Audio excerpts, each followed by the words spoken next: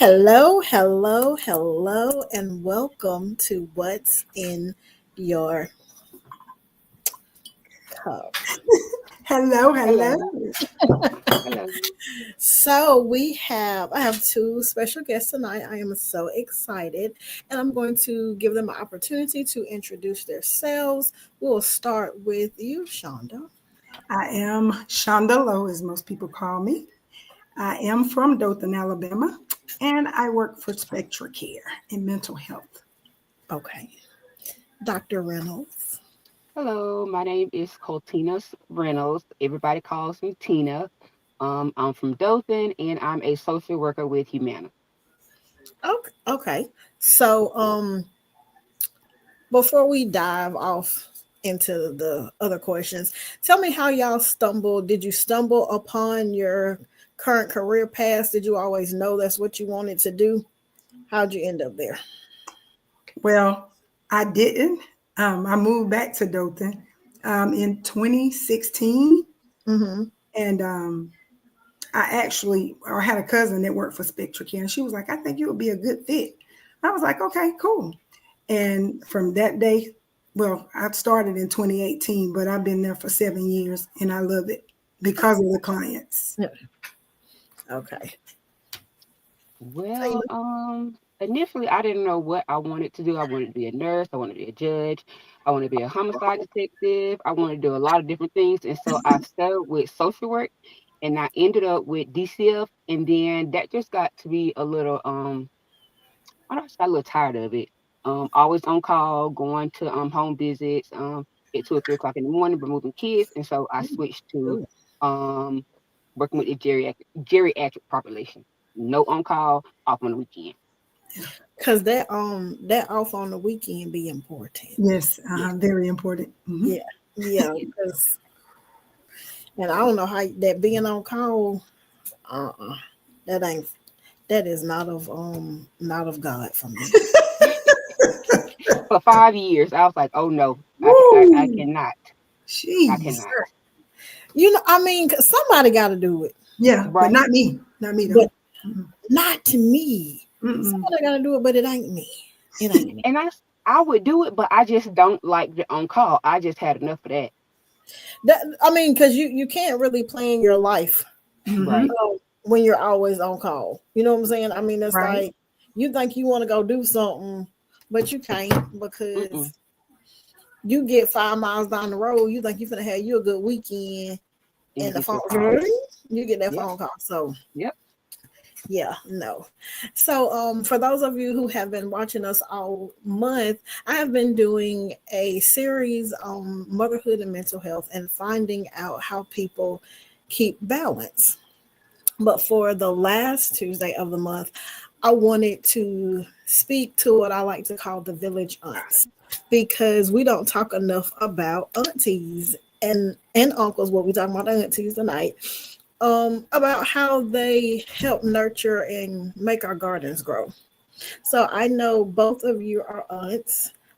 Tell me 2 to 3 things that you love most about being an auntie and helping cultivate the village. Mm. Mm. Um, what I love about being an aunt because what the mom can't do, I pick up. That's the first thing, and I just love spending time with my nieces and all of my nieces and nephews are grown except for my great niece. She's 7, so I love spending time with her. You know, building. Whatever. Anytime I can make memories with her, Mm-hmm. I'm doing it. I'm I doing it. didn't realize that was your great niece either. Yeah, that's my great niece. So yeah. Oh Mm-hmm. yeah, yeah. You Mm-hmm. realize they're making the garden grow. Oh, but yeah. And you know what? While I'm talking, I got great nieces and nephews too. Oh, okay. Cause Okay. I was just thinking, cause my nephew is 30. Oh, okay. Mine Oh. 35. Yeah, Mm-hmm. he got small children. Mhm. Look, I'm over here talking about some it hit me too, don't it? Uh-huh. Yeah. All right, how about you, Dr. What I Reynolds? like the most about being an aunt is that for me, I needed my nieces and nephews more than they need me. The time that we spend together, just the little things that they do. I could be having a bad day, and out of the blue, I get a call that say, "TT, I love you." So just the love I get from them. Period. Because if I Okay. know if nobody in this world loves me, What you I say? know that football team do. So Uh-huh. yeah. I Yeah, agree.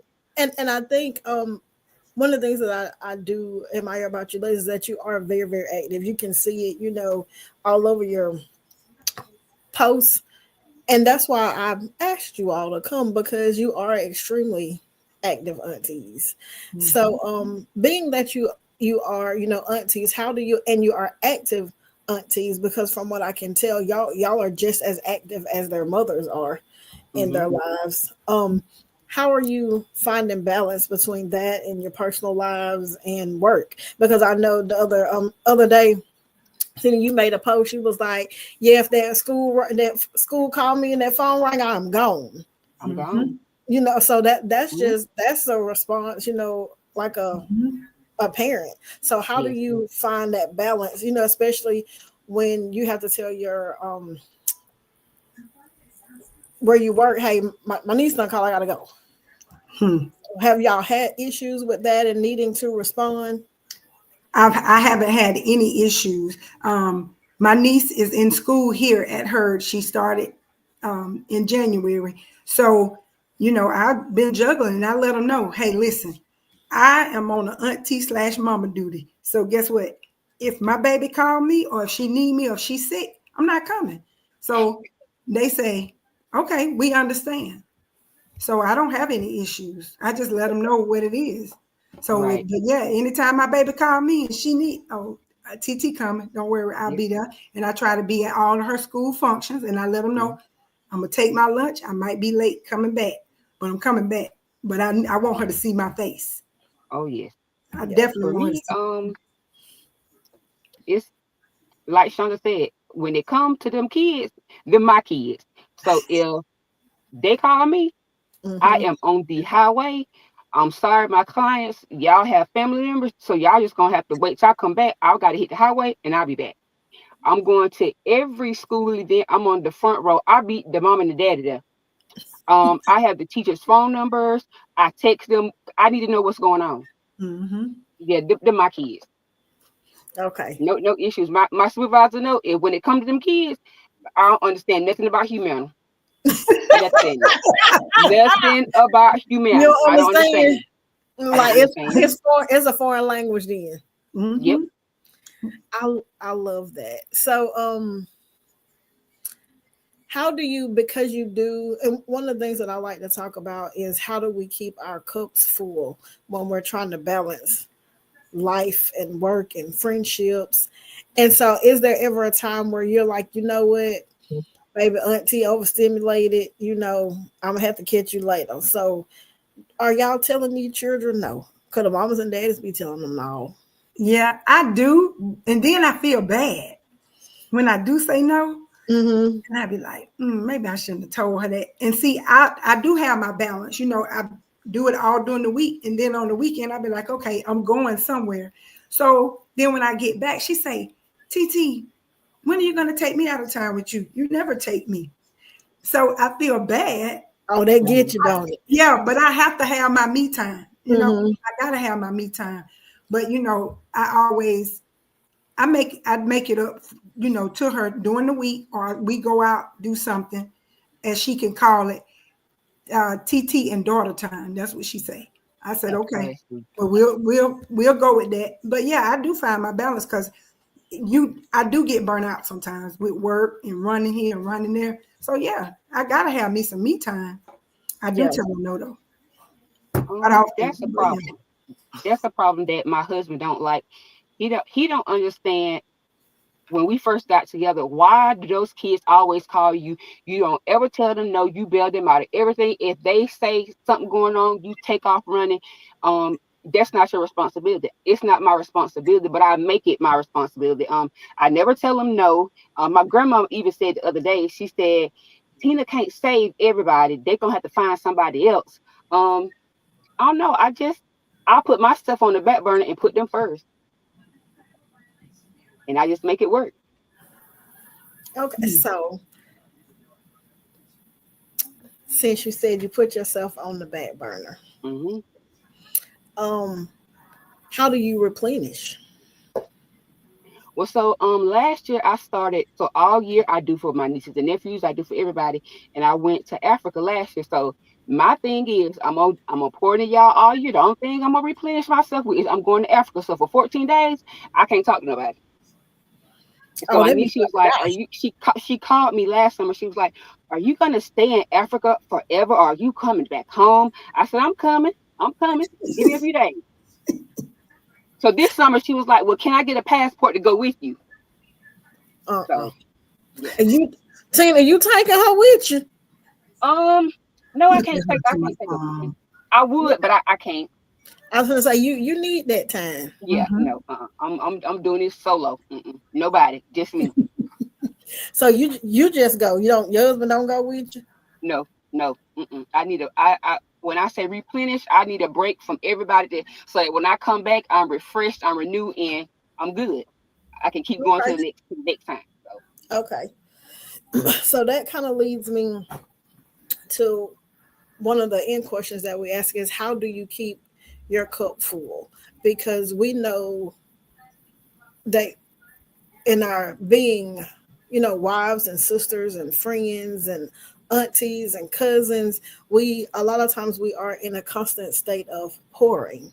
And Mhm. one of the things that I prayed to God a couple of years ago was to create an atmosphere of reciprocity for me, so that as soon as I poured out something, it was replaced.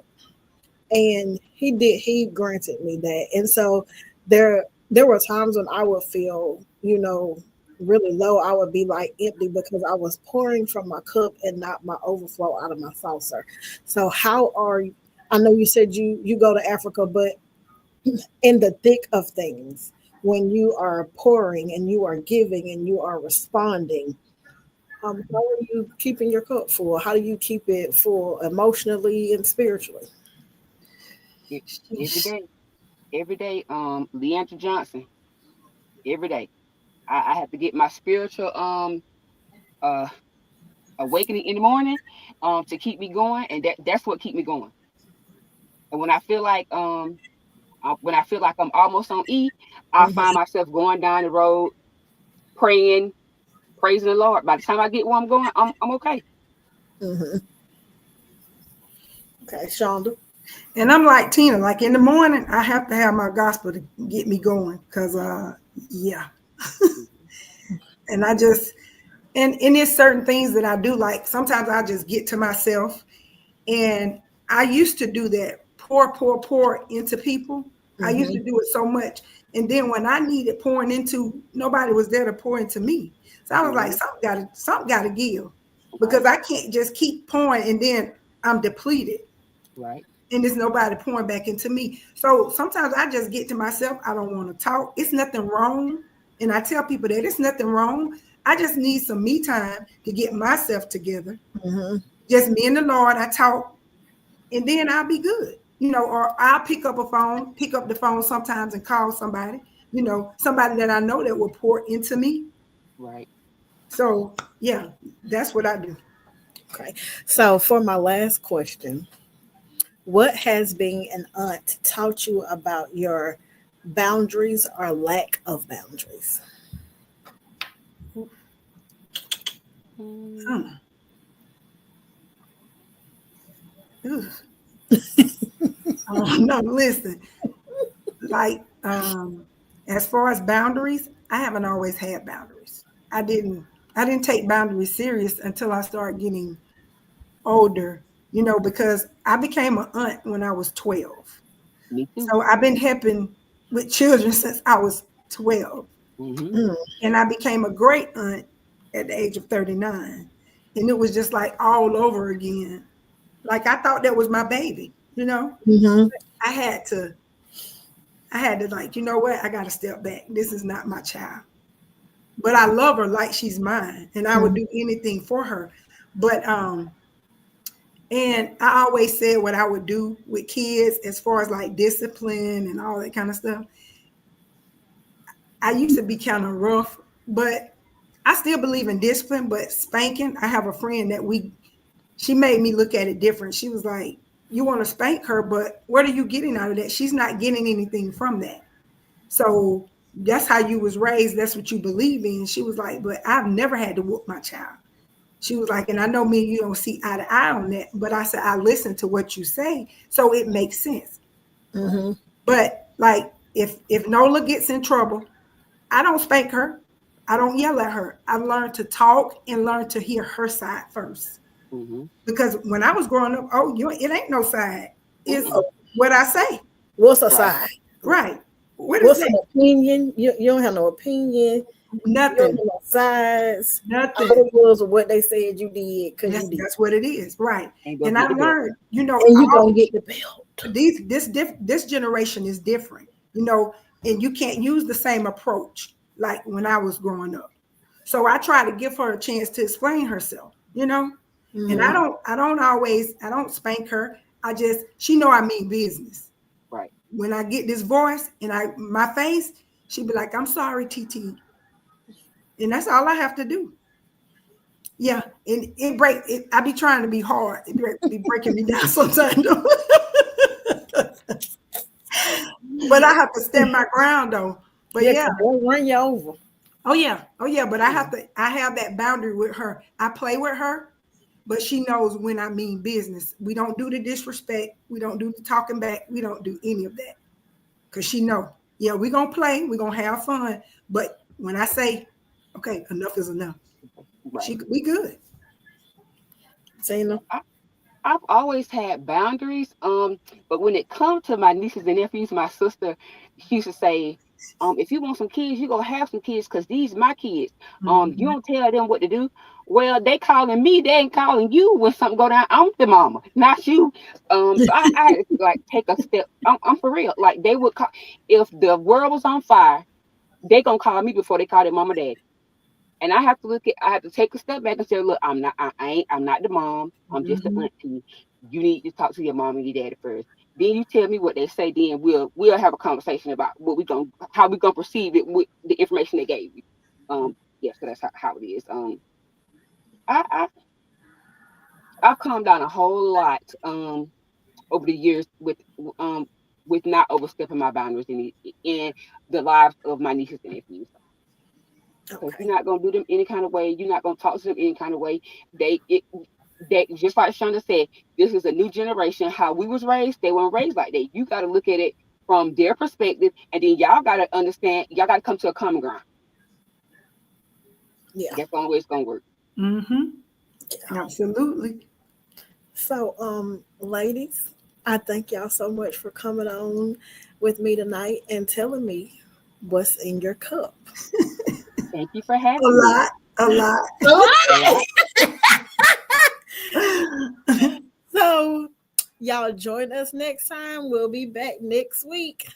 All right. Peace. Thank Bless. you. Thank Peace. you. Thank Bye-bye. you.